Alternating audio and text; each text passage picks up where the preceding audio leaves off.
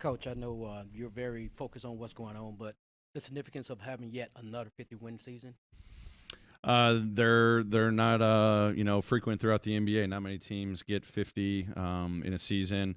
Proud of our group. We still got three more, obviously, to focus on. But anytime you can clip that 50 win mark, that's pretty special.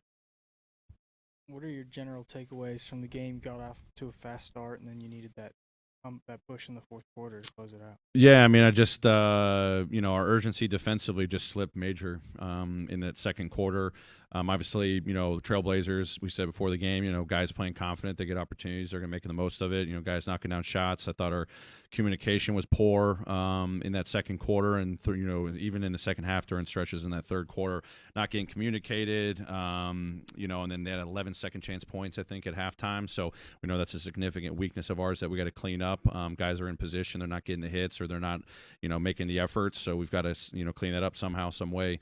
But credit to the Blazers, they had a lot of guys on fire. Mays was playing well, Sharp was playing well. Guys that come off the bench, knocking down shots. They're playing pretty good team basketball, moving the ball around. Luckily, I can't remember what the score was going in the fourth quarter, but we tied it up. We went on a really nice run. Dez helped spark that. We got the stops. We started switching a little bit more. Physicality picked up. All those things that we need from the start and for 48 minutes. Taylor, so 2 weeks ago when Dylan was out, you started Roddy in his place tonight. You go with Luke. Just what went into that decision? Also, what is your takeaway on getting a little bit of a larger sample on those Ja, Bane, Luke lineups? Yeah, that was kind of the reason why. When we found out, DB was out, obviously we've started different guys in that spot. And we wanted to see more of Dez and Luke together, but also most of that is usually with Tyus, so we wanted to see it with Ja. We could figure out the defensive matchups, challenge some of our guys differently. Obviously DB takes on a lot of those perimeter matchups night in and night out, so just challenge some other guys defensively, but also see some things, offensively. And I think Luke got off to a great start, 15 points in that first quarter. He played the whole first quarter. We needed that for sure.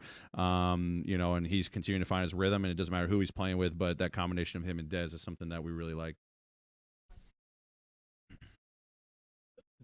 Since Steven Adams went down in BC, David Roddy's been getting a little bit more run at the four, but it seems like the last couple weeks he's really playing more there. Just why have you done that more, and just what are you noticing? Looked like today he was really comfortable in that role. Yeah, I mean, I think it's just kind of the nature of their depth, but it's also something that we like about his versatility. He's played moments at the three, he can play at the four. We're having to play small at times, depending on our lineup flow. JJ and X starting, JJ going to the backup five. Sometimes we're having to use Santi at the five, just whether it's foul trouble or, someone was right in a hot hand and we just got to change our sub patterns. But, D-Rod gives us some versatility, his physicality. He's figuring out the nuances of some of our, coverages, and he's executing them better. He's guarded perimeter players, but, he can thrive in that spot at the four where it's a rebounding position, whatever it might be that we ask of him at the four. I think he's doing a really good job. And, a lot of the stuff that we're challenging with is defensively. Obviously we're hitting him with the offensive stuff, but seeing him show some versatility is something we're excited about. And I think it's going to be something we're going to continue studying, but knowing that he's playing well at the four is something we're going to need moving forward. There have been some surprising results, I guess, for playoff teams the last few days. Is it difficult to keep a team focused on the moment this late in the season when they know that the playoffs are just around the corner? Yeah, I mean, it's human nature for sure. I mean, I wouldn't say our guys are, taking their foot off the gas pedal. I think we got shell-shocked the other day in Chicago, and obviously our guys, luckily responded after having a, 19-point lead, and then they go on a run. And, we weren't even quoting, hey, we've been here before. We're not going to use that line every single time. I just kind of leaned on the guys to figure it out, asked them the questions. They responded. They backed it up. It was a little bit of back and forth affair, and then we, figured it out in the fourth quarter. But, I talked to the guys the other day. Obviously everyone's going to be talking about standings and matchups. I mean, who knows who the heck you play in the first round right now. We've got a lot of stuff to work on. And, we had a great shoot around today. Tomorrow we got a back-to-back, have a day off, another great shoot around against Milwaukee. So we're really focused on our work. Our guys are focused on trying to, have that mentality, not look to the outside, not look at standings. We got to control our own destiny, control our own business. Along those lines a little bit, you mentioned 50-win seasons. They don't come around that often in the NBA. And this one has felt a little rockier than the last one. What do you think that's means for you guys moving forward, that you've persevered through some more, it felt like, at least, obstacles than last year's run? Yeah, hopefully it kind of, builds some maturity, some awareness of, we always talk about it like there's so many different ways to win a game in the NBA, right? You're up, you're down. It's big, it's small leads, it's small whatever it is. It's bad starts, great finishes, vice versa.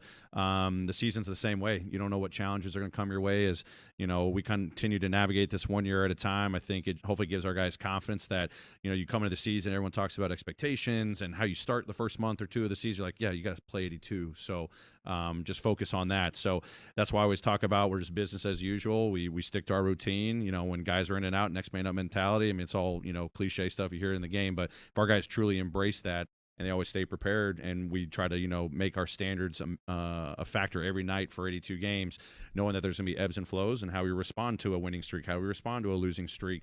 These are things that I think really gets our guys mature and understanding that year to year we can control what we can do every single day no matter what's thrown our way. So we don't talk about it all the time, but I definitely in the offseason talk to these guys as they embrace that. I talk to them during stretches of the season. It's how I navigate day to day, and luckily our guys have shown that with whatever adversity we face, and I always say every team in the league faces adversity, we just have an ability to just continue to rally together because we know what we can control day in and day out.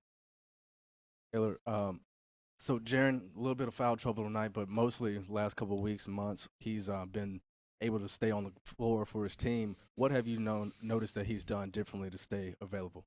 Yeah, I mean, it's continued work on just, how he's being aggressive without fouling. Obviously there's a couple of areas that we're hitting him with that, he's got to continue to clean up. His teammates are doing a great job of that. I think there was one in the first half, or when he got his third one, it was his teammates making mistakes. And I've said, guys, we can't have these when you put your teammate in a tough spot. And it's not just JJ, other guys, when you make a mistake. So I think he knows where to be on the floor, especially when he's a screen and roller. I think, one of the calls today could have been 50-50 on the moving screen, but he's getting better in that department, working for post position without grabbing. He's continuing to figure that out. It's just continued work in progress. He's making improvements, but you can see when he's on the floor, I mean, I've obviously been asked about, the impact he's made. His net ratings like #1 in the league, defensive player of the year, it's a no-brainer in my opinion. You see what we do when he's on the floor and off the floor. So his ability to be on the floor and be available for us and be that impact player, and not just defensively but offensively, you see what he's done offensively during this last month and a half. It's powerful. But when he sets a tone as a defensive player of the year, guy, and then can back it up, with offensive play, this is the special two-way player we talk about all the time. Great. Thanks, everybody. Appreciate it.